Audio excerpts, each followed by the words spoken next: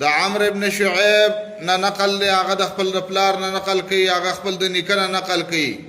هغه وایي چې د الله تعالی نبی ویلی دي چې تکبیرونه په وړوکي اختر مانځه کې 7 تکبیره په اولنی رکعت کې دي او 15 تکبیره په اخرنی رکعت کې دي، او قرائت چې دی د دې دواړو نه وروسته دی په دواړو رکعاتو کې.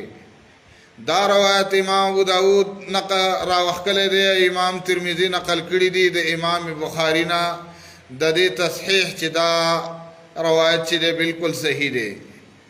نو دې نه دا معلومه شوله چې نبی صلی الله علیه وسلم چې دی 12 تکبیرونه ښودلي دي د اختر په مونځ کې. اختر مونځ چې دی دا 2 رکعاته دی، نو اولنی رکعت کې 7 تکبیره د قرائت نه مخکې، یعنی کله چې یو سړی تکبیر ووایي او ثنا ووایي سبحانک اللهم وبحمدک یا اللهم باعد بیني وبین خطایاي کما باعدت بین المشرق والمغرب تر اخره، دا دعا ووایي.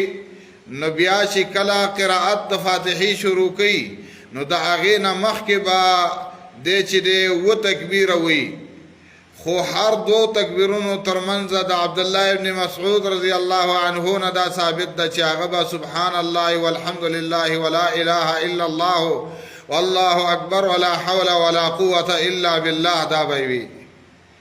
نو 7 تکبیره په اولنی رکعت کې د قرائت نه مخکې او 15 تکبیره په آخرنی رکعت کې د قرائت نه مخکې.